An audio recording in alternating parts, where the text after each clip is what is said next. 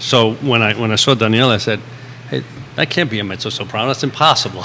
But it's just how things are different. Yeah, we're all different. It's a It was different like world, but sometimes you hear them sing. It's like, wow, what does that the come power from? that comes. Yeah. I know. I mean, Well, it's what opera singers, I think, bring to the table. Sometimes you're like, there's no microphone. No, none whatsoever. You're not sitting there with your like lips touching a microphone. Or they got the little thing here. You know what I mean?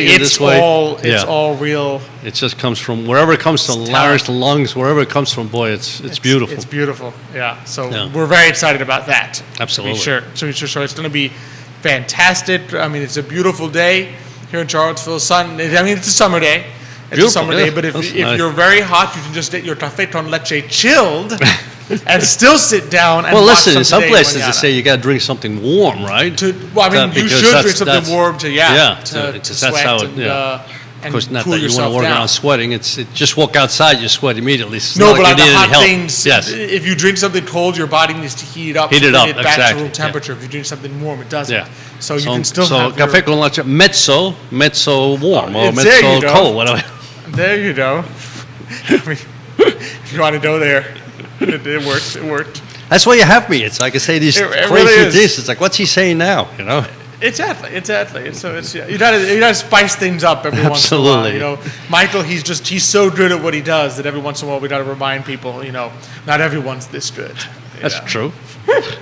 Every once in a while Xavier comes on. So.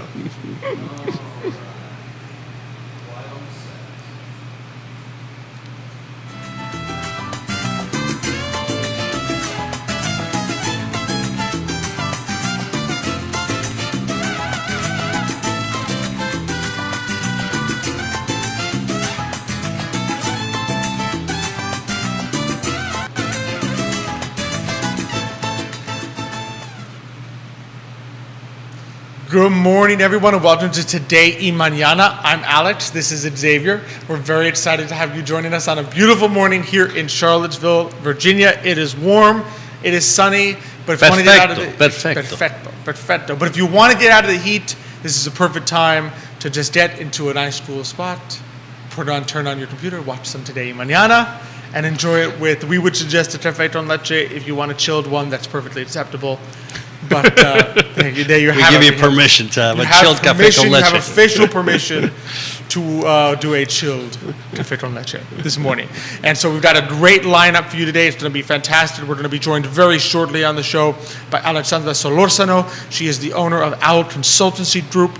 Then later on, we're going to welcome back our good friend Matthias Yohn of Matthias Yohn Realty, bringing on another friend, Michelle Good of Intercoastal Mortgage. And then last but certainly not least, we're going to be joined by Daniela Mack, Argentine mezzo-soprano, masterclass teacher, as well as Emily Hughes, mezzo-soprano, and emerging artist here. Just a quick question here, and then I'll give you my line because I remembered. So don't say anything. Yeah. I don't say anything. But so why do you say Argentine instead of Argentine? Is that the appropriate way? I have no idea. It's just the way I pronounce things very badly. I'm just curious. I pronounce things very badly. So yeah. No, you can't. You are one of the few people who pronounce anything badly. I'm the one that I'm just curious. I just wanted to know because I would say Argentine. I saw it and I read it. I guess me because it's Argentina, so it's Argentina. That's how it was on the Today Mañana Facebook thing. So I said, okay, I'm going to roll with this. All right, just. Well, I got to really emphasize. Think about we got the Today Mañana sort of emphasize Cubano. Alexandra's going to be Nicaragueña. I hope that's right. And then Argentina. And Matthias was in Nicaragua for a while. He's like honorary. So we're doing the show in Spanish, is what you're trying to tell me? Exactly, the whole show. Surprise. The whole thing. Surprise, the whole thing's in Spanish. No, I'm just kidding. But speaking of Spanish, we got our good friend Johnny Ornelas, amigo del programa, liking and sharing the show this morning. Buenos dias. Fantastic owner of El Mariachi. Yes. On Zion's Crossroads, so he's amazing. We love him on the show. Sydney Chakalos watching the show this morning. Thank you for joining us. So it's already everybody lining up. Well, once you said who's going to be here, holy cow! Once they heard the lineup, they said, "How can you miss?" How can you miss this? Plus, you got the old guy back. Really.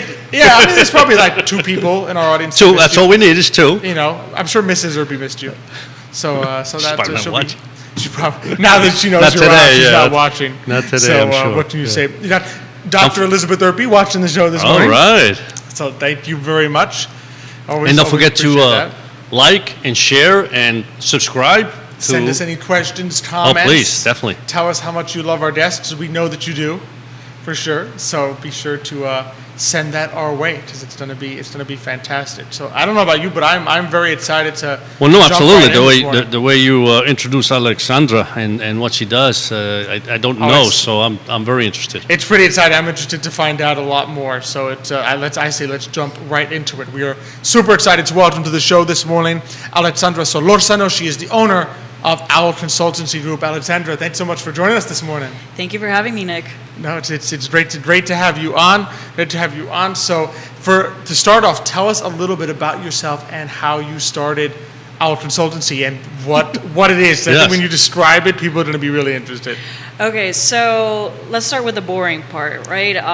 Went to UVA. I'm originally from Nicaragua, so I think just to give a little bit of context, and Javier over here probably knows this best, but in Latin America, the rule of law is not a thing. You know, like rules are guidelines. So I guess I always grew up with that sense of rules are meant to be broken. So back to the boring, went to UVA, specialized in Latin American corruption, did my career in law firms. I'm not a lawyer, but I kind of like the way the things ended up working out was I meet this lady who would go to my printing job. I hated my job, but little did I know that she actually had a lot of power in the firm, and to me, she was the coolest person. So I ended up sliding news articles under her door, got her into an event with like the vice president of Colombia, then got us invited to like a meeting with the ambassador of Colombia to the OAS. All of this while I'm billing overtime and not actually doing my real job. So,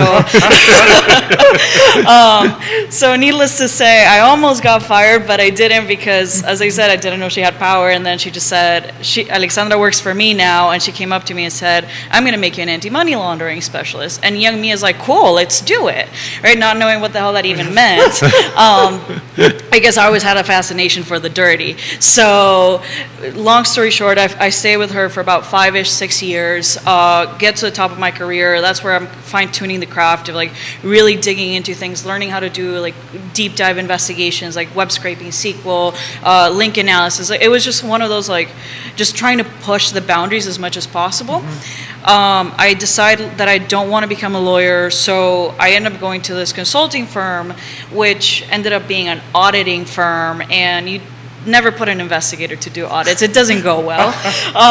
So eventually I just said, you know what, like I'm at the point of my career where I just really want to be doing what I'm doing, and I don't think anybody has the answer. I'm sick and tired of hearing the industry saying this, like, you know, there's criminals, we need to stop criminals, we need to catch criminals, but everybody's doing the exact same thing over and over again. So I just said, like, you know what, the system is just broken, so screw it, let me just start my own thing. And that's literally how the Owl came into existence. And it coincided with a former boss of mine calling me and saying, hey, I need your investigative skills, but I can't hire you as an employee. Do you want the contract under your name or under a business? And that was the light bulb moment. Wow, exactly. But it honestly, like, to me, it was like, oh, why am I doing things post-tax if I can do them pre-tax? Right? But then, like, I came back to Charlottesville because, you know, the UVA connection, and I'm so glad that I came here because I think surface level people don't really realize how much Charlottesville has to offer. And the more I'm here, the more I get to meet amazing people like yourself, people like Miss Shelley you're going to have on your show, Matthias, and everybody has something very, very unique to share. And it's very interesting. It's a very interesting place to be because it's not one of those places where, oh, it's like there's one industry that predominates. I think it has a lot of diversity of like industries. So it's really interesting. So now going to what on earth is the Owl, right? Yeah, I know. It's like when you read That's the what I was website, gonna say. you're I like, said, tell me exactly what that this is like some pretty hefty stuff here. So let me tell you a little bit of the reason, like why the name, right? Like, so for me, I've always been a believer that the eyes are the window to the soul. Like you can fake everything, but you cannot fake the eyes. And I always thought it was cocky to put my name on it. So I started thinking, I said, what animal has that piercing look? And that's when like the owl came. And it's because the owl is like one of the most fierce and ferocious hunters, but it operates in the shadows. It's almost invisible if you realize. Like you only know the owl is there if it lets you know it's there, Yeah, right? exactly. And that has actually become kind of like our operating ethos in a way. We like to be that silent partner because we like to get really dirty into the investigations, like embezzlement cases, which sadly enough happen more often than what you would think. International trade, but when I say international trade, we're talking about like identifying if there's forced labor in your supply chain, if there's like some form of sanctions evasion going on, any potential export control violations, such as like selling to a bad guy, like it happens more often than not. Like the days of you trusting your neighbor and doing that handshake are long gone. You don't know who people really are, Especially if the person you're dealing with may be on the other side of the world in a global economy, where it's saying, Exactly. "Oh, and I met him. He came to my office, but Right. I don't know what's going on in his factory in this country." Exactly. I mean, like, you've got a Cuban here. I wouldn't trust a Cuban. Like, and this is a Nicaraguan talking. This is a Nicaraguan talking. So, no, but jokes aside, every place has its own nuances, and culture really matters, and language also is super important. Like everyone in my team speaks at least 2 to 3 languages. You need to be fluent. Why? Because you can have the best translators in the world, but you're not going to get the real gist. Exactly. That's true. Right? Yes. Right? And that's the thing. And sometimes this is I think a flaw in the American culture is you're very glued to U.S. English language, and you don't realize the value and the richness that all the other cultures have. And it's not just like on the beautiful side of, say, like maybe the tourism, the culture, the history, but also on the illicit side, right? Like there are places like in Japan where honestly a contract is a formality. You don't really need a contract in Japan because they're so like honorable and so true to their word that like if they say they're going to do it, they're going to do it. Now you go to a place like the Middle East, good luck. Like nothing, like everything's fair game. It's all for like highest bidder. But it's understanding those little nuances that make or break a case. And that's really what we do. We specialize. And the focus is very boutique. So we really like to know who you are, what makes you special. Every business is different. Every person is different. Every founder, every vision. And being able to understand that and being able to act as an extension of you is pretty much like what we pride ourselves on. So is it, when you talk about the cases that you deal with, is it to build a case? In other words, company suspects something's going on and they say, okay, can you build me the case so I can go after this person? Or is it almost not an audit in the boring sense, but like, okay, I just want to make sure, can you just run through my entire supply chain? I just want to make sure that everyone I'm dealing with is above board. So it's actually both. Both? So it's actually both. So the latter that you described is you want to be compliant. You want to make sure like there's nothing iffy. And usually you see that more with older, more mature companies of they've already lived bad experiences. They know they're operating in high risk jurisdictions, so they would just want to make sure that everything is above board and it's beyond your basic compliance check, right? And sometimes that even actually involves like physically going to a manufacturing plant and making sure there's no child labor, there's nothing that implies like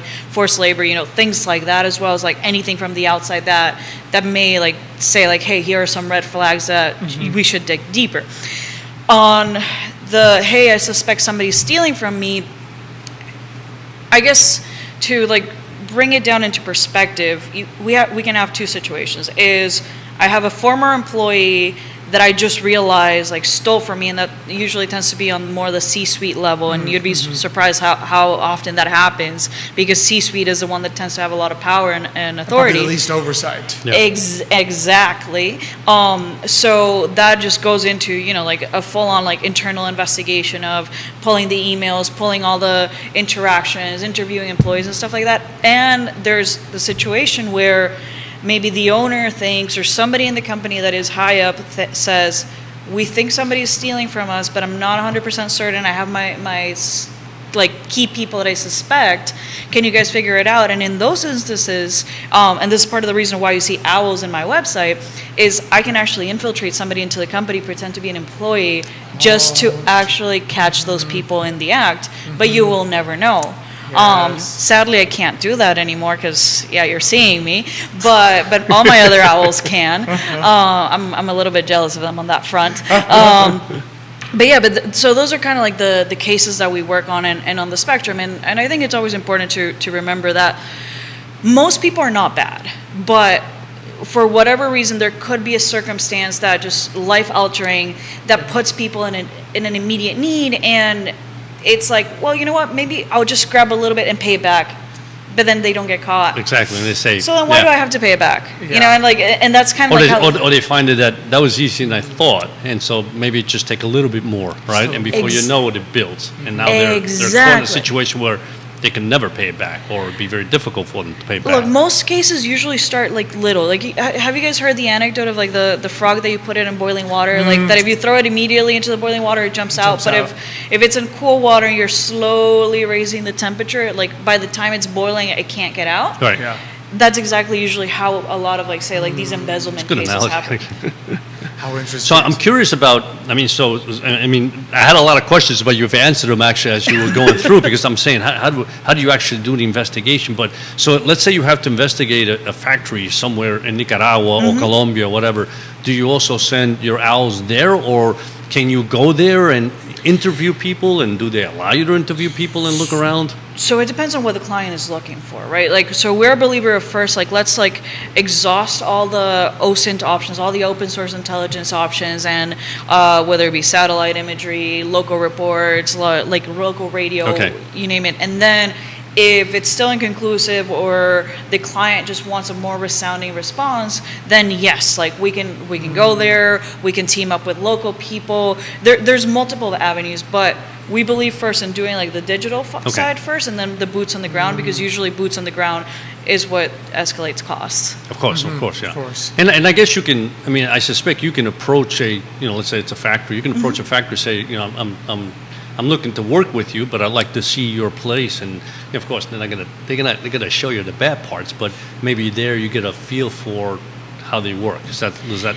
So there's a couple ways of doing it. One, like, is what you just described. Another way is client already has a relationship with the factory, and maybe in their contract they have it that the client reserves the right to do a surprise inspection. Okay. And we can be that surprise inspector, and we Okay. show up without notice and just knocking on the door and saying, surprise, here's the letter, let us in. Yeah. And anything that we can catch. Sometimes maybe you want to do a couple of like surveillance a couple of days or a couple of weeks in advance, just to see if there's anything iffy or shady before you actually show up. Okay. So there's multiple ways of doing it. And then you can also do what I like calling is like Vox Populi, like the voice of the people, of like just listening to the chatter around town and see what people say, right? Yeah. And usually the higher risk areas for forced labor are la zona franca, like the free trade zones, because there's a lot like less oversight, and even the local governments sadly and in a way encourage forced labor kind of behaviors, because they want companies to be coming in. Wow. Wow. So you have to sometimes, you can't always rely on the local government to assist you in anything. No. You No, have to I kind of would guess just- not in yeah. those places. Yeah. No. Not there. Yeah. Would you ask your Cuban government to assist No, you? of course not. Everybody here knows that me and governments. I don't care who it is. I don't trust anyone. It's just the way I am. Can't blame you. Your experience hasn't exactly been a positive one, living in exile. Yeah. But so what's the typical process when someone like first reaches out to you? So like new firm says, all right, I've heard about you. Here's the what I'm looking at. What's the typical kind of process when you're working with someone for the first time? So usually we do an initial consultation, which is free, where they tell us what they think they have, and sometimes from that consultation we can say, you know what, it doesn't really sound like there's anything. We're happy to dig a little bit deeper and do an initial assessment, but if from the get-go we don't suspect anything, like it's almost better like not to waste your money, right? But if there is something, and it really depends again, like what we're talking about. If it's an external investigation, right? Like there's variations of things that you can play around with. If you suspect there is an embezzlement, we can do an initial assessment, but if there is truly an embezzlement, I don't recommend doing an initial assessment, because if you do an initial assessment literally is, let me go in, do things not as deep, just try to like cover as much as I can and say, okay, we believe this happened, but not really giving you that like conclusive evidence, and it's not actually pointing at like this person is definitely guilty. So what happens is, if for some reason you get sued or something, that initial assessment may come out and it's actually could screw you in the long term. Versus if you do a full-blown investigation, actually get to the root of it, you know exactly how it happened, who did it, who are the guilty parties, and you have the ways of saying, this is what happened, these controls were not in place, blah, blah, blah, blah, blah. We have now changed, we've implemented this. So, and you can even use that report like publicly to clean up your image should you need to. Oh, interesting. Yeah. So I did have one other just quick question. Have you ever been in a situation where you go to a surprise visit and they tell you, no, you can't come in? Yes. Okay. Most of the time they tell you no. Oh, really? Yeah, and then we just say, call the client. Yeah.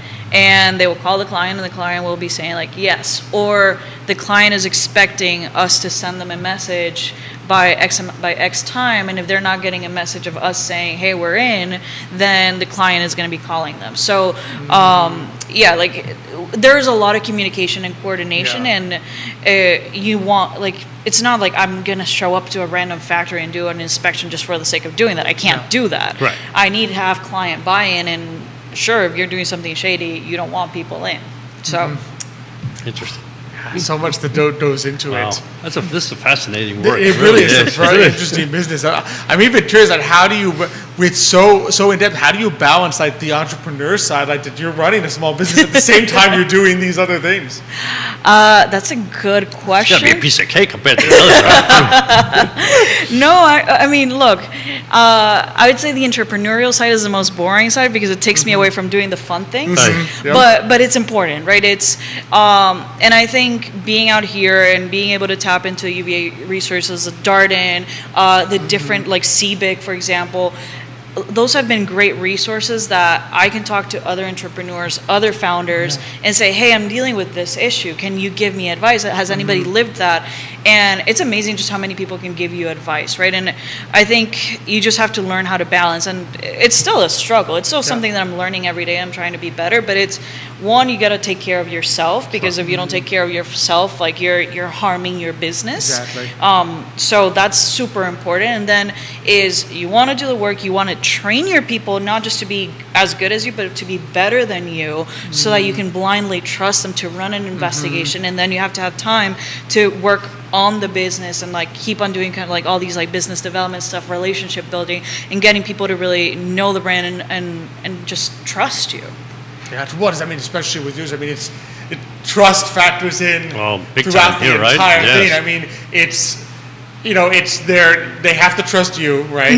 Then you're helping them figure out who to trust that they're working with. You have to trust the people that you're sending to these areas. So it is so much that goes in. They have to trust, your employees have to trust you. It's like, all right, you have to send me anywhere, I'm going to die, right? So, but And they gotta trust that whoever it is, that's not gonna pay her twice the amount. It's like, I'll pay you twice the amount if you don't say didn't anything. say anything. But it just That's to where show integrity you comes it's- Exactly. that's where trust comes in so much, Yeah. and the brand, and then just having the community know, okay, yeah, this is what Alexandra does. This is how important it is, because it's in today's day and age, it is incredibly important. I mean, you do not want to find out. You don't want to find out after the fact, too far after the fact, that this has occurred and you're now in big trouble. Exactly, Absolutely. exactly. And it's sad, right? Because you want to trust people, but I think the best philosophy is verify then trust. Because at the end of the day, if particularly as a business owner, you've worked so hard, you've put your life and blood into it, only to have someone either from the inside or from the outside come in and try to crumble everything that you've built. Like, isn't it worth the investment of protecting that, like, that baby of yours? Yeah. Keeping it safe. Yeah. Absolutely. And you don't have to be a pessimistic person to do it. You can still say, just like we said, it's not that they're bad and terrible people. It's just that even good people can do things that are wrong and make mistakes. Yeah. And so you don't have to go through life being, no, I don't try, everybody's bad. It's just a matter of like, yeah, I can be optimistic and see people in a good way, but I'm going to verify it. Exactly. To protect my business. Well, listen, I mean, it takes a lifetime to create trust. It only takes one instance to destroy it like that, right? So if you're a company and you're worried about something, it's probably not a bad thing to say, I really need to find out. Because the last thing last thing I need is somebody outside to find out, and then we're in trouble. Now you're in trouble. Exactly. Well, the other thing is people, like, circumstances in life change all the time. And Yeah. and I think a good practice as a manager, business owner, anybody in like a management situation is to know your employees, know where they are, what are their what are they concerned about, what are their worries, is something going on? And not because they're going to do something bad, but because the minute a person feels alone, they feel threatened, they don't feel safe, that's when that fight or flight mentality kicks in, and you can start seeing that dark side come out, right? So why not be like just human and care for your people and prevent that dark side from coming out? That's huge and important. Perfectly said. Alexandra, this has been so fascinating. Before we let you go, if people are interested and they're like, okay, I really do need to reach out to you, what's the best way to get in touch with you? Shoot us a hoot so our email address is hoot, HOOT, at owlconsultancygroup.com, or you can call, text, WhatsApp to 786-742-6227. You can go to our website, owlconsultancygroup.com, or even reach out to me on LinkedIn directly. I'm always checking like my messages, so I'm always happy to sit down for a coffee, a call, you name it. Always there to listen and just hopefully be able to help you out. Absolutely. Thanks so much, Dan, for Un coming. millón de gracias. Billón de gracias. It's been so fascinating. Thank you guys for having me. Muchísimas gracias. Y ahora voy por mi cafecito. Perfecto. Gracias. So that was a fit. That's amazing. You don't run into, let's just say, you don't run into a business like that every day. No, not every day, For sure. Couple that's shout outs here. Oh, sorry, go ahead. No, just shout out. A couple shout outs. Bill McChesney says, happy birthday, Judah, because it is our producer, Judah Whitcower's birthday today. So a bit happy birthday to Judah. Vanessa Parkhill watching the show this morning. Judah's giving us thumbs up. He's like, thank you, Bill, for watching the show. Of course, always love Judah behind the camera. I Love Seafood Network. All our great partners. Don't want to not mention them. Of course, Matthias Young, who's about to be on. A great partner here. Castle Hill Cider, Craddock Series Insurance, Forward Adelante, Charlottesville Opera. We just have so many great partners that we're appreciative of. So it makes this possible. Exactly, makes it possible. Always presented by Emergent Financial Services. So we just really appreciate all the people that make this possible, and let us bring on great guests. Yeah, like Alexandra, two more. and like the two guests we're about to bring on now that we're super happy to welcome to the show. So without further ado, big welcome to Matthias Young. He is back as always. It's our, what do we do, a monthly chat with Matthias, monthly check-in with Matthias. And this time Matthias brought a friend to monthly check-in. So we're really excited to welcome to the show Michelle Good of Intercoastal Mortgage. So, first thing to do is, how you both doing? And then, our audience, I think we know Matthias pretty well. We've been chatting with him. For those who haven't met you before, Michelle, tell us a little bit about yourself and Intercoastal. So I'm with Intercoastal Mortgage. I have been doing mortgages. I've been lending for 14 years. But it is really kind of my third career. I started out, I went to college to be a social worker. I did child protective services. I realized quickly that I was not made for that. So I stuck with what put me through college, and that was selling jewelry. And I did that for 14 years. And I was very successful in that. We moved to, and that was in Maryland. And we moved to Central Virginia in 2005. My daughter was a year and a half old. And I thought, wow, retail is not a very family-friendly business, right? You work long hours. Yep. So I thought, what can I do to stay at home with my daughter, and make it a family? So I started working at a bank. I opened checking accounts, helped clients, customer service things, and I was quickly promoted to a manager. Where I learned how to do loans, and I did all sorts of loans, and that was before the 2007, like the downturn of the market. So I did purchase loans, I did land loans, I did bridge loans, I did a yacht loan. I think the only loan I never did was an airplane loan. So that was the only one I never got a chance to do. And then we changed gears, and I started focusing on small business lending. And for a hot minute, I left BB&T and I went to United Bank, and I was a small business lender and focused specifically on small business clients. And I thought, you know what, I really missed the retail side of it, like the connection with the consumers. Yeah. So I went into mortgages. I went back to BB&T and started lending full-time as a mortgage loan officer. So I've been doing that for a while. So I really love I've always told people I've learned how to marry the two things that I love the most: helping people with like the social worker background, but also my love of numbers and puzzles, because every loan is different. Yes. It's putting together a puzzle piece. Yeah. Well, as you may know, we do have a client that was struggling with getting a mortgage, and I gave them Michelle's number and name, and I tell you, they can't stop speaking about Michelle. I even got jealous that they spoke about Michelle more than they spoke about me. I said, wait, what's going on here? So they did, obviously, she obviously just did a great job, and I think the perspective was that she listened, and two, she came with a solution, because sometimes, I think most people think, here's the mortgage, okay, you're buying a house, how much money do you have, how much money do you earn, okay, yeah, you're good to go. No, but sometimes that's not as easy, right? So there are other ways that one can finally find a way to get that right mortgage for the right person, and so Michelle did a great job in that situation, so thank you. Thank you. That's pretty much my experience with Michelle, and explains why I love working with Michelle. She has this weird obsession with numbers. And I know it comes in handy, but I don't share that. Luckily, I don't have to. And working with Michelle really makes things very easy, because I know when I send customers or clients to Michelle, they're being taken care of. And every single number is being explained. Yeah. Because again, Yes. she's obsessed with numbers, Yes. which really helps. Because if you think about what overwhelms people when applying for a loan, how does it all work? What's Yeah. the interest? Explain to me all the numbers and all the conditions. And Michelle, you just saw it yourself. She writes very long emails. She's obsessed with graphs and charts, and she explains it. There are no questions open afterwards. Yeah.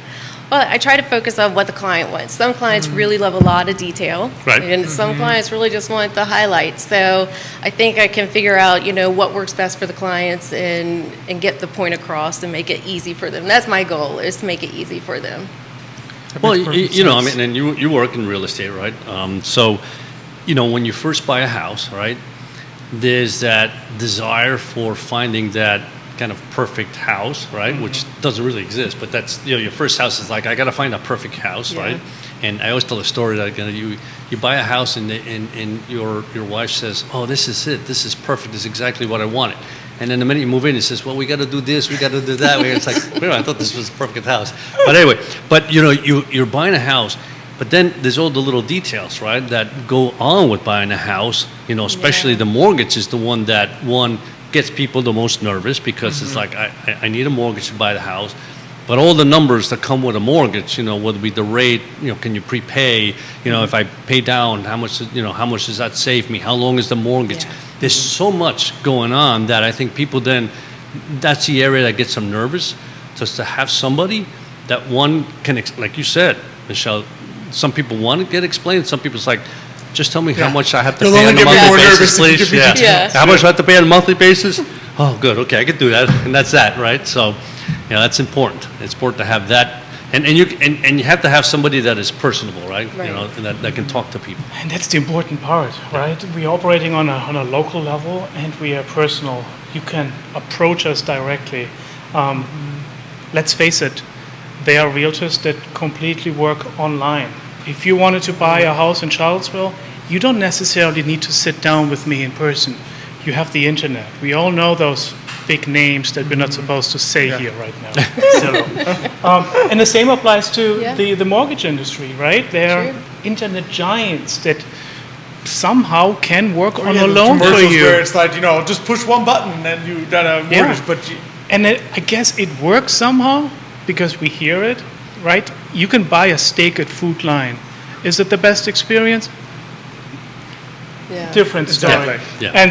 And that's what I love about working with Michelle. That's what I love about working for a small boutique firm. We actually take the time to sit down, oftentimes in person, in a coffee shop, for example, to talk about the needs. And then comes into play what Michelle just addressed. We can adapt, we can customize our approach Yes. based on the needs. Michelle just said not everyone wants 7 charts to know where the market is heading. Some people just want the solution. But how do you know that if you don't meet the people Right.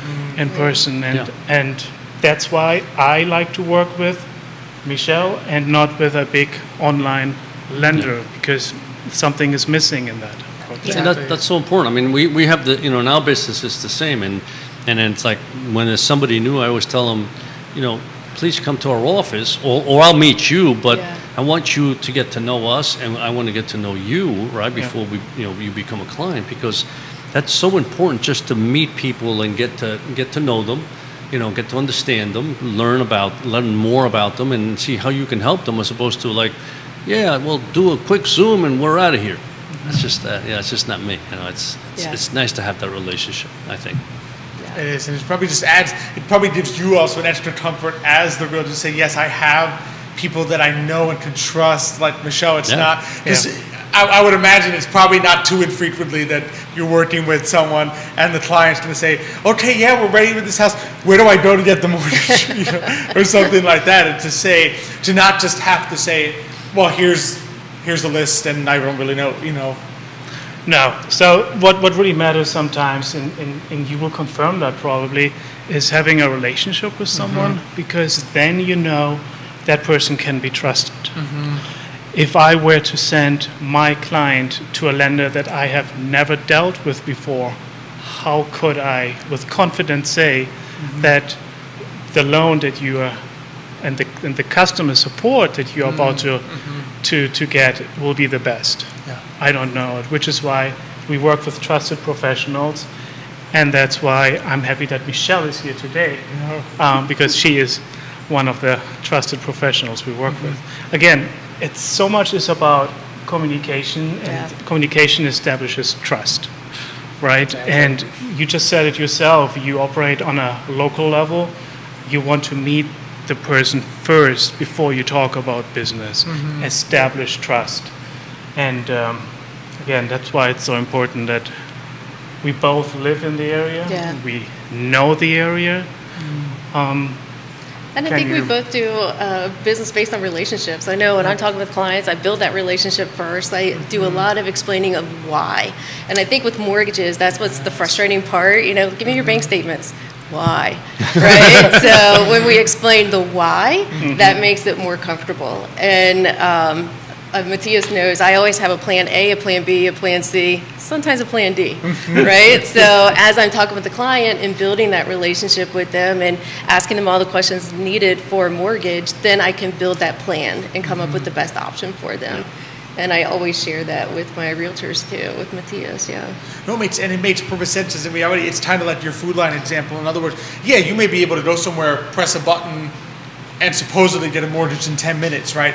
But the moment something goes wrong or is complicated or plan A doesn't work, now you're all alone because your primary contact is a computer screen that really doesn't speak to you. It was all it said is no. Yeah, it had a lot of information why. to get you to click the button, but it really didn't have a lot in terms of, the button said no and a big red sorry, and now I have nowhere to go. I have nothing. There's nowhere to proceed. Whereas with you, Michelle, it's like, okay, I'm working with you, so if it is a little more complicated, if there is, you have to navigate that labyrinth, you actually have someone who already knows your situation, knows you, and is willing to actually help you navigate the labyrinth and get out of the other side. Yeah. Right. And with those big online lenders, good luck getting them on the phone, for example. Good luck getting a response when you need it. And sometimes when you need information, might not be in the time between 9 and 5. And so I'm sorry that I do this, but Michelle sometimes answers the phone on Sunday evening. Sunday evening, She's there, 10 o'clock she's at available. night. Right? What is it? Well, sometimes it's a matter of time. Well, I think it also goes back to my retail days, right? Like you work when you need That's to right. work. Yeah. So, Absolutely. I'm curious, because I know, obviously, as a realtor, it makes sense to know the area and be familiar with it. What would you say are some of I'm curious on the mortgage side, to live in the area where you're working and to know it well, how does that help on the mortgage side? Well, it helps because I know the area. I can get a feel for what's going on. especially when we're talking about how long they're going to live there. You know, if you're going to buy that house, are you going to keep it, or especially being in the UVA area, are you going to keep it as a rental property down the road? Let's talk about that. How is that going to help you? So I think all of those, and then helping them navigate, you know, a closing company, a title attorney, you know, help to pick those things out too. Just getting, again, relationships, Yeah. you know, or financial advisors.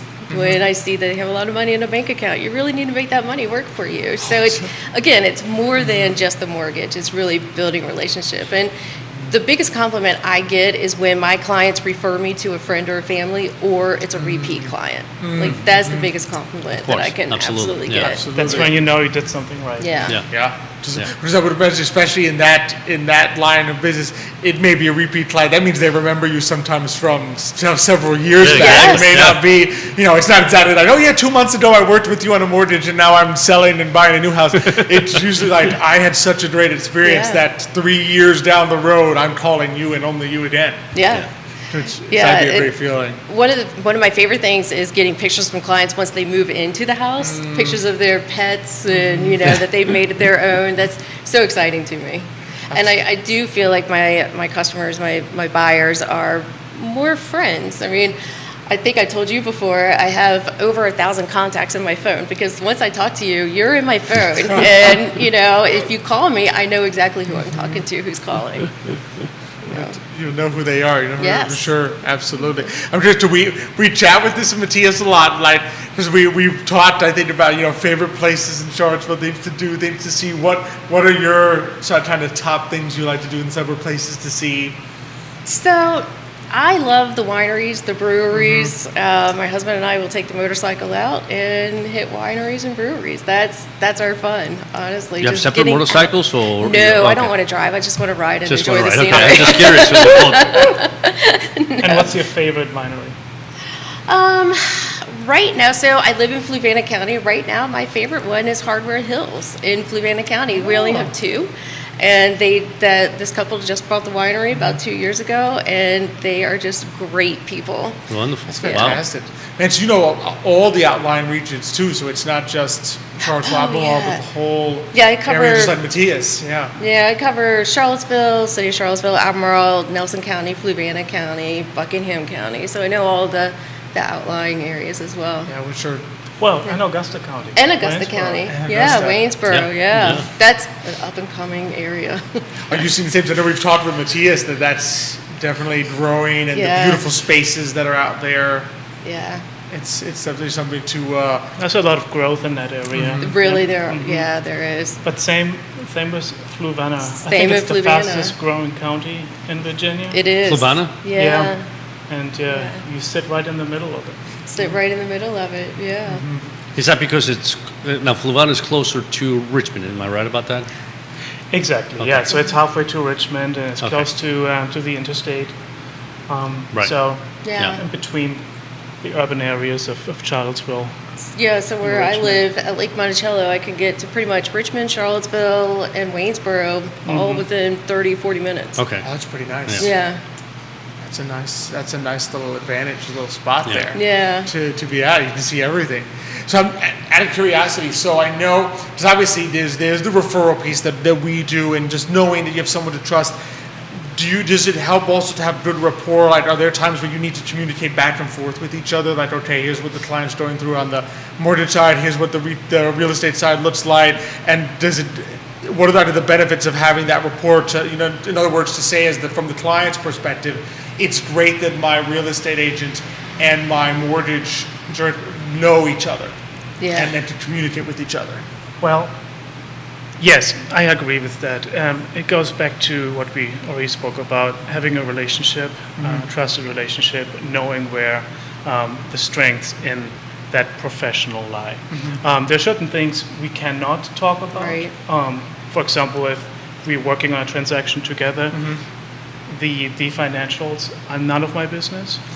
So yeah, That's why I work with a lender, and she's taking care of that part. But obviously, we communicate.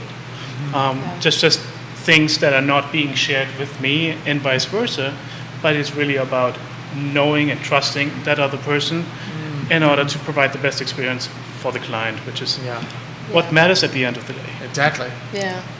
Yeah, we'll work together, and if we have a pre-approval and, they want to change something up, buy a house that's a little more expensive, then, we might have a little conversation about that we can do that, but it's going to change the rate maybe, because that's important for you to know on the contract, so. Exactly. So many Right. key pieces Yeah. And that come into play. Michelle talked about having a plan A, B, C, and sometimes D. Sometimes.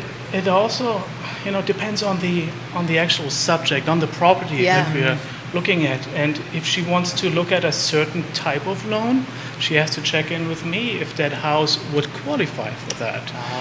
Is it in a Right. specific area? Is that loan actually applicable or not? And so there's a lot of conversation, a lot of forth and back Yeah. in order to pinpoint the best path forward. Exactly. Which is so key, because you have the proper kind of segregation between information that's not shared, but then you have the advantage of being able to communicate and say, hey, I have this idea, would this work? But only the real estate agent would be able to assist you in finding out that information. So it's instead of just saying like you're two totally different people that never met each other, never talked with each other, some of those big mortgage lenders, they're not going to make that call. They're not going to say, oh, let me see if this property is in an area that might qualify you for this, and talk to you. They're going to be like, here it is, take it or leave it. No, of course, yeah, You're- exactly. You don't Yeah. qualify for the basic, generic package. I'm sorry, that's how it is. So it's good to have that, because really it's sometimes that collaboration that can generate an idea that maybe nobody would have thought of on their own. Right. It's Yeah. the nuances of the area that you live in. Yeah. Which is just so key. It really is, because, Crozet is very different than Waynesboro, right? So, Exactly, yeah. yeah, We you look have at to, totally different ideas and properties and yeah. Valuations, right? Valuations, Because that's so important on the appraisals, yeah. mortgage, right? What the valuation is, and because I suspect the bank, if it's a bank, right, or whoever does the appraisal, will take a look at that area, and somebody might say, no, that house is not worth what you're buying it for. So now there's a challenge there for either having to put more down payment or, Yeah. I mean, there's a lot that goes on, And that would be a conversation I would have with Matthias up front. Do you think this house is going to appraise for the contract price? If not, what's our plan B? Yeah, yeah, And yeah. how can we make that happen? I always look at things at how can we make it work, yeah. Which is so, and it's always great as a client to have that in your corner. Yeah. Because in other words, I think people expect, I think that's part of people's trepidation. You expect your realtor to somewhat be in your corner, like, okay, they want to make it work. But sometimes I think people have sort of a fear that the bank is really not there to make it work. It's like you try to go into the process thinking, they're going to find some reason to like not want to. Well, the bank wants to figure out how it works for them. Yeah, If exactly. it doesn't work for them, they don't care. Exactly, but it's nice to know you have someone in your corner and say, all right, let's figure out how to make this work for you. Right, Yeah. because we work with very, very specific clients sometimes. And not everyone is looking for the suburban single-family house. Right. Sometimes it's an investor, for example. Yeah. And then we're looking at a distressed property all of a sudden. What type of loan would be possible there? And when clients ask me, I have to say, sorry, I am not a lender. Can you please talk to Michelle? And then it's really about what loan Yeah. is actually an option for them. right? And giving them the best options. I always tell my clients, I don't want to have to hide from you when I see you in the street, right? Like, I don't want to go around the corner. I want to make sure I'm giving you the best service and doing the best that I can Yeah. for you. And it clearly shows. Just Yeah. It does. just the repeat customers and when people like you refer people, it's like we get. Yeah. It's always great to be like is, the of course, financial yeah. advisor to someone comes back. Oh, I had a great experience. Like yes, yes, I had a great experience. That's good. That's good. So, I mean, it's always fun. So much fun to have you on, Matthias, and it was great for me to meet you, Michelle, this great time. meeting you. Thank and you. talk with you. And just, I think I really enjoy this, and hopefully we can have both of you back and continue our chats and Yeah. just see how things are going and what's new and keep it Once going. a month. Once a month. There we go. Let's make it a team There you effort. go. It's I can tell you, it's the same day of the week, same place, same time. So it's actually very easy. It's not hard to remember. You mean Thursdays? Yeah, the day and the time, the place never change. So there you have it. So Michelle, so I mean, people know, you can repeat it too if you want, Matthias, but for people who want to get in touch with you, what's the best way as well? So I have a website, michellegoodmortgage.com. You can go there. It takes you to my website. You can always call me. And my email address, so mgood@icmtg.com. And my phone number, is it listed here? Do I give that? Yeah, you can do it. Absolutely. Okay, it's 434-227-0117. There you have it. There you have it. And she gives you a call back even on Sunday evening. You love that. Not really, but So call sometimes- Michelle on Sunday evenings. That's there the you go. answer. Thanks so much for having no, us. Oh, Thank thank you. you so much. It's been a Always- pleasure. Always great to be here. Always a Always. pleasure. Always a pleasure. So as we rotate here, I'll give a couple other shout-outs. Tiffany Harrell watching the show this morning, Sarah Jones-Monceau, Andrew O'Shaughnessy, John Noel, Rosalia Tronzaro, I think from New York. From New York. From New York. All the way from New York. All the way from New York is watching us this morning. So thank you all for joining us. It is always a pleasure as we rotate Maybe in she's here. looking at real estate in Charlesville. You never know. Never know. You know, well, but it's beautiful because, of course, Rosalia, she definitely looks at that, but then I know she's a big opera fan as well. So That's right, She's yeah. a huge opera fan, Rosalia, so I think she always enjoys when we have on some of the amazing, talented people that we have been lucky enough to feature on the show, and I think we're going to add to that list of talented individuals this morning on the show. For sure. We are very excited to welcome to the show this morning Daniela Mack. She's mezzo-soprano and soon-to-be masterclass teacher, in addition to other amazing performances that we're going to talk about. And then she's joined here, of course, by Emily Hughes, mezzo-soprano and part of the Emerging Artist Program, right here in Charlottesville. So I want to know what they're singing. I just want to know what they're singing. I mean, we got two mezzo-sopranos here. Just kidding. So it's really great to welcome you both to the show this morning. Thanks for having joining us. So, tell us, I always love to do like a little intro. Tell us each about yourselves and kind of what was your first foray that got you interested in not just singing, but in opera? Yeah, so I was lucky to grow up with a father who played an instrument. He plays cello and was a big opera fan. So I grew up listening to opera, and my parents tell me I was just always singing, just like in the crib, just singing to myself. So I think I always had a real interest in singing, and I got started doing music theater as a kid, which is what a lot of people, I think a lot of opera singers start by doing music theater as a kid, because that's, accessible and there's roles for children, and I did that, and then because I was exposed to opera from a young age, I always was interested in it, and as I got older, I kind of felt that my voice lended itself well to that, and that's how I decided to make it my career. That's awesome. How about you, Daniela? Very similar, actually. My parents exposed me very early on to classical music in general. My dad was the classical music lover, but they took me to the ballet, to the symphony, to the opera. My first opera was La Traviata, a college production actually at UT Austin. And I was 7 years old, and I just fell in love with everything. The spectacle, the costumes. I remember going home after that experience, and I was very, very shy as a kid, so I would never have done this in front of anybody, but I locked myself in my room and just started making sounds that I thought were operatic at 7 years old. But I started really as a pianist, so I started piano lessons at around 5 years old in Argentina. And then I moved to the States when I was 6 and continued with piano through high school. And it was my piano teacher, actually, who kind of noticed that I liked to sing. I think my parents told him as much. And so the last about 15 minutes of every lesson, when I was a preteen and teenager, we would spend singing musical theater tunes and boleros and, whatever he would bring, I would sing along with him. And it was he that told me that I should actually take with a legitimate voice teacher. And so I started that at 15 and never looked back.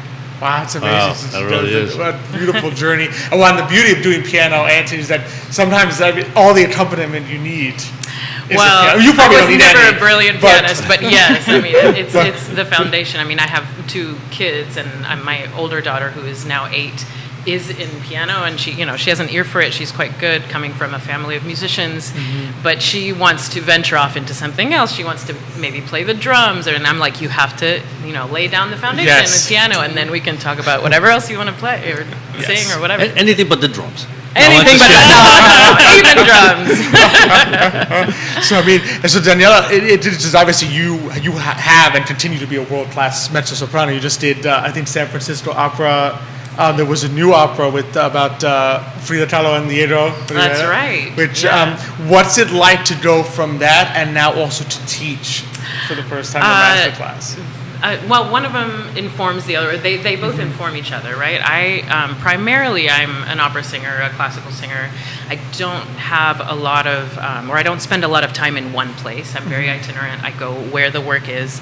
And so I don't have the good fortune, honestly, to maintain a vocal studio, because as a student, you want your students to have continuity in lessons and to really have consistent instruction. And so, but I do, the occasional master class. I do, if somebody asks me to teach or to coach, I will do it, and I really love to do it. It teaches me so much about the way that I intellectualize the technique that I use, and how to verbalize that for other people is really informative too.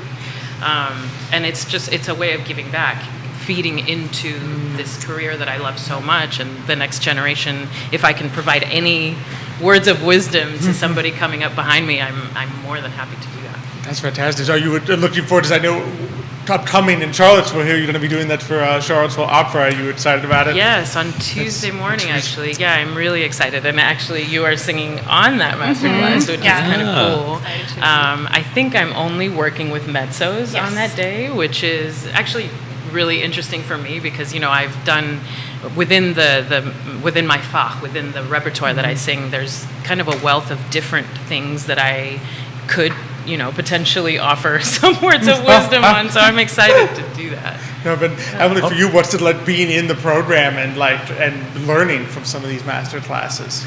Yeah, well, this will be the first one I'm getting to sing on, and so I'm excited for that. And I think it's exciting for me because, like she said, we share a lot of the same repertoire. So getting to learn from someone who has sung the things that I'm working on is really exciting. And also just watching the other master classes, so many different.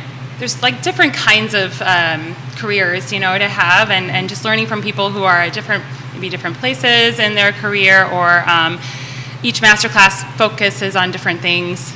There's so many facets to what we do, whether it's the character of the story we're telling, or the vocal technique. So it's been really cool to see all the different advice that my colleagues have received in these classes. So let me ask you a question, because I'm obviously, one thing is singing, but another thing is singing in a language that isn't your language. How difficult is it to learn something new in, whatever it be, Italian or German or whatever the opera is in? Yeah, it can be challenging. I think it's really important to try to learn to speak the language somewhat. I've spent a lot of time learning the main opera languages, which are Italian, French, German, and English, and more Spanish. But I think it's important, obviously, all of us, we do translate what we're saying, and I think having an understanding of the text really helps actually with the memorization and how you deliver the words. If you really understand what you're saying, it starts to make it's not just a string of syllables. It's it starts to actually take on meaning just the same way when you're memorizing text in English, if you do that. Right. Having an understanding of where the sentence is going and kind of the meaning helps you internalize it more, for sure. No, that's a good point. I mean, I would think that, because, an opera is not like you just sing one aria and you're done. You're also singing the whole, you're in the character, and you have to act a part. And I guess that's a good point. Knowing what you're saying is important. Otherwise, you're saying things like, am I supposed to look sad, happy, or I just killed this guy? I mean, is this good or bad? Yeah. Well, there's a difference too. Between just communicating from the stage to the audience a general emotion, and really, actually, if as an audience member, if I get a genuine connection from the people I'm watching, it's because they understand the intention. They understand how to use the inflection in a certain language to communicate ultimately emotion, so that as an audience member you get that. And so it's crucial. I mean, I was lucky enough in my youth and in my childhood to really spend a lot of time learning different languages. My parents really invested in that for me. I didn't know at that point what I was going to do as a profession and that it was going to be so helpful. But I do try to tell, whenever I talk to younger singers, to focus on languages while you have the time and the Right. mental capacity to do that when Yes. you're young, because it can only help and it will only facilitate that Yeah. communication as an artist. Oh, absolutely, absolutely. And what you're doing is just so amazing, because opera is one of those mediums where it's like film in the sense that you have to act, you become a character, but you don't have the advantage or disadvantage. But you don't have there is no camera zoomed in on you, Usually so not. capturing the slightest side. So you need to convey emotion to an audience Yes. that is seated pretty far away from you, and that might only see you. Like, they might only generally get an impression of what, Right. and you have to do it through I guess the voice and through the way you move and just the way you're into it. So if it's not really coming through, it would be very hard for the audience, I think, to really connect unless you're truly deeply in character, because they're not zoomed in on your face, Yeah. and they're not seeing you in close up. It's always at a distance. Well, I think audiences are very intuitive and very smart. And if you see somebody performing on stage, whether you're used to watching opera or not, whether even if you have never been and you sit there and you see somebody who's not fully invested, you pick up on that That's because true. it's an energy. Exactly. It's not Sense. only That's about true. making a beautiful sound. And I think opera has this stigma sometimes. It can be seen as elitist, and it's not for me. There's a divide between audience members who maybe are not, whose ears are not attuned or who haven't been before. They think, oh, I'm not going to try that. But really, when you have performers that are fully committed and that have been trained and that are really communicating something, the magnitude of this art form really washes over you. And so everybody can identify with that at that point. Yeah. One of the things that I suspect is also a little challenging, though, is that, as an opera singer, you have to have a great voice, right? It can't be just have a decent voice. You have a great voice. Are you saying you couldn't do so, it? No, I definitely can't do it. We don't know. I don't. Trust me, you don't want to hear me. But to have that great voice, that doesn't necessarily mean that that person may be a great actor, right? So, because like I said, I've been to thousands of operas with my mom when I was young, and there were times where there were some opera singers where I said, they're not really acting. They're just waiting for that big aria. Then that voice just burst out. It's wonderful, right? But it's a challenge. It must be really difficult to do both because, again, some people maybe there's a great actor that couldn't sing to save his life, right? But there's some people maybe can sing, but being an actor sometimes may be difficult. So it's got to be a challenge to work on both at the same time. There's an enormous amount of training, that we go through. It's a lifelong exercise and practice. But, I think there's also, I don't want to call it a trend, but there's a difference between opera, 30, 40 years ago and what was standard and what was acceptable as, this is kind of good enough. You can just stand here and open your mouth. Whereas now, at least, young artists who are coming up, they are really encouraged, if not forced into training all aspects of themselves as performers to cultivate their acting chops and to it's not enough to just make a beautiful sound. And oftentimes that's not the most interesting thing about a performance. True. You do have to start with a baseline of a nice sound, right? But there's more to it. I agree. I think you're right. I think opera has changed for the better in that sense. Yeah. Absolutely. We see it here. You don't see Charlotte Opera. there's this good, the performances are just energetic, and you really feel it. You get into the performances here.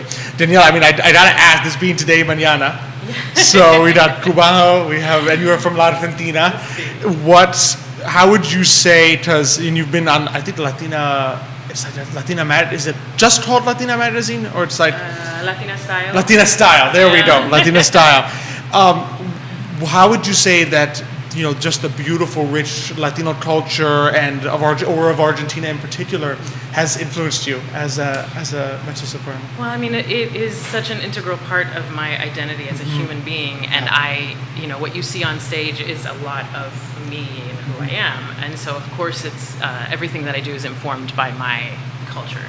I think what's wonderful now, companies are being more and more intentional in their casting, in their hiring practices.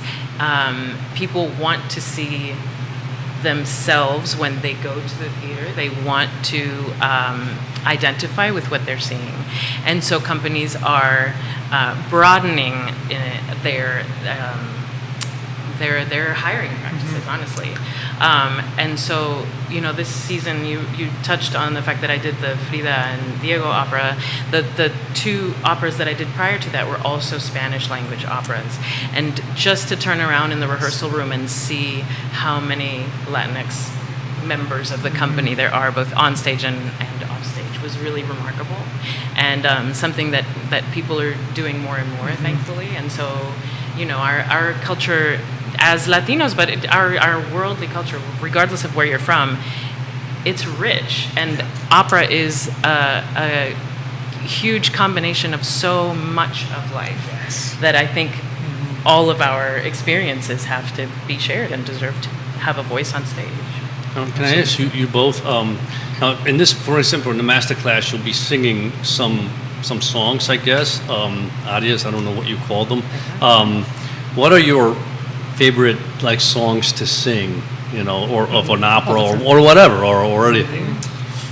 Well, I'm going to be singing one of my favorites on the masterclass. It's from La Cenerentola, which is the Italian for Cinderella. So it's always fun to play Cinderella. The aria is called, sort of known as Non più mesta. And it's the aria she sings at the end of the opera when all her dreams have come true. Okay. And it's just full of joy and lots of also coloratura, we call it. So that's the really fast notes and a lot of high notes, low notes. It's really got it all, and it's just so much fun to sing because it's just full of joy. Full of life, yeah. And this masterclass is open to the public, and Yes. so please come and Really? hear some vocal fireworks. But yeah, as she said earlier, we share a lot of repertoire. Actually, we sing a lot of the same things, and so that opera is by Rossini. That's also something that I love to sing. I sing a lot of Handel, early music. And also contemporary music, like the Frida y Diego was a premiere. So it really just, whatever, it's kind of a silly answer, but I think a lot of us identify with whatever we're working on in the moment is our favorite thing because we invest so much of ourselves into it. I think that's and I don't think it's an unusual thing at all. I remember, Tchaikovsky's one of my favorite composers. I remember when you read Tchaikovsky's letters and each new thing he's working on, this is the best, everything I wrote before is awful, it's terrible, this is fantastic. And you guys, it says it about everything. Exactly. Just, as an artist, I think even when you're in music, the thing you're working on becomes your favorite. And he was just so extreme that then everything else before was terrible. And it was like, how do I write that? So I think it's part of just really getting into it, and just the beauty and the richness of opera, that there are so many beautiful songs and beautiful performances to play that it's hard even for an audience member to say which is the best. Right. Oh, of course, absolutely. There are so many. And if you're asking, because now you're both here in Charlottesville to do the masterclass, how have you enjoyed just the experience, the time in Charlottesville and being with Charlottesville Opera? We've been here longer than me. So this was my first time being an emerging artist with Charlottesville Opera, and it's really been great. First of all, just such a supportive environment, and also just getting to work with, we have, if any of you have seen, productions, we have the principal artists that are doing the lead roles, and then the emerging artists fill in all the other roles, and also are covering the lead roles. So we really get to learn a lot from watching the folks in the principal roles. Seeing how they work, and they're people that are further along in their careers. So watching them has been really inspiring. And then we're also getting training. We've got coaches here, wonderful coaches, and so we get some training, and we get to do concerts and master classes like the one on Tuesday. So lots of performing opportunities, lots of experience, just kind of getting our feet wet with the repertoire in a company and forming a relationship with this company and this town, which is really a wonderful place to be, I think. Terrific. Well, and I've only been here sadly a couple of days, so I haven't explored quite So anything. really, but first impression right there. the first impression. But no, I mean, it seems like a lovely, vibrant place to be, and there's a different energy being at a company with an emerging artist program, just a different excitement about things, and there's a lot of buzz around Tosca, and so I'm excited to spend the next couple of weeks here Yeah, for sure. we're excited to have you here. Absolutely. So this has been so much fun. Before I let you both go, your freedoms, it's different than with a company like where can people get in touch, but anything you want to say about where people can see you next or go listen to you next or your websites or anything you want to share for people to follow you, go for it. Sure. Well, first I should mention the masterclass on Tuesday, where you can hear me sing and you can see Daniela teach. So that's on Tuesday at 11 a.m. That's the 11th. And it's free and open to the public, so everyone should come. It probably just will last. And where is it about- being held? Oh, the Presbyterian Church, the First Presbyterian Church, Okay. which is First Presbyterian, yep. downtown. Yeah, it'll be great. That's the next thing that I'm doing performance-wise, and then we have the Tosca performances. Of course, there's no mezzo role in Tosca, but I'll be in the chorus, and Daniela's husband is directing, and Alex Schrader, and that is July 14th and 16th at the Paramount Theater. Yep. And you can find me at emily-hughes.com or also on Instagram at EMIHughes16. There you go. Beautiful. Daniela, how about yourself? So I have a little bit of a break. You can see me on Tuesday if you come here in town. But my next engagements are in Boston in October. I have a Beethoven 9 and then a LA Opera, Oh. a repeat of Frida y Diego. And you can find me. I have a website, danielamac.com, or I'm on Instagram, Daniela Macmezzo, Facebook, Twitter, all of that good stuff. Fantastic. All Beethoven Wonderful. 9. Yeah, really. I should probably go up to Boston just for that. Oh, well, it's been an absolute pleasure to have you Absolutely. both Thank here you. and Thanks talk for with having us. us. Just always love, just learning more about just this beautiful, beautiful thing that is opera. I don't even know what you could call it. It's art, Opera. it's music, That's it's opera. dancing, it's everything. It's Yeah. just opera. It's its own beautiful thing, and just always love just talking to people who are just in it with so much talent. So Yeah. really, Thank you. both so much. Wish for you doing all the this this best, morning. both of you. Yeah. Yep, Look forward to hearing you. Yep. And so check out this coming Tuesday, which is indeed the 11th, Tuesday the 11th. At 11. 11. So super easy. To the masterclass at First Presbyterian, and then, as Emily mentioned, Tosca July 14th and 16th. Be sure to get your tickets. You're right, your husband, he's coming on next week, actually. We're going to be talking to him. He's the director for Tosca is going to be coming on, so check that out on Today Mañana next week. But buy your tickets to the event. Don't wait. That'll be like Don't wait, yeah. only a Don't few wait- days. don't wait till next week. Yeah, the 13th is 1 day in advance, so I would say just don't buy your tickets now. You don't want to miss out. You definitely don't want to miss out on that, because it's going to be an amazing performance. It's an exciting opera, and they're great performers. It's a great all opera. around, It really is. that are coming here. It's to missing show a us, mezzo soprano, but I know. I'd take it up with Puccini, but he's not Yeah, around. he's not around. So always a pleasure. Thanks for being with me. Thank you for on having the me show again. this morning. Thanks to our audience for just all your great comments and questions. It's fantastic. We did have a comment from Jeannie that came in after Michelle left, that she was having a bad lender experience and was going to lose a family home, and she went with Michelle and thought of an idea, easy transition, and now she owns her dad's Pride and Joy. Beautiful. So Michelle helped her save a family home. So that's exactly That's what we're talking wonderful. about, the great people that are here in Charlottesville. So great guests today. Next week, also some fantastic guests are going to be joining us. We're going to be joined by Chrissy Muniz from Good Times Only, Virginia. She's coming back. Remember, she had I remember her. I remember her. the silent disto.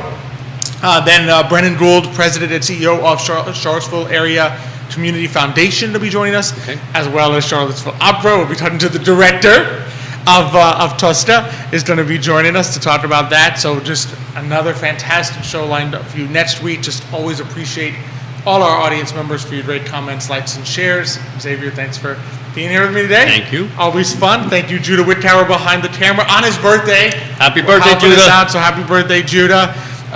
Big thank you, of course, to Emergent Financial Services for presenting us, as well as our amazing partners at Charlottesville Opera, Credit Series Insurance, Matias Dion Realty, Castle Hill Siler, and Forward Adelante, the premier Latino networking group here in Charlottesville, Virginia. Thank you all for joining us. We look forward to seeing you next week. But until that time, as we like to close that out on the show, hasta mañana. All right, fantastic. Great job. Great job.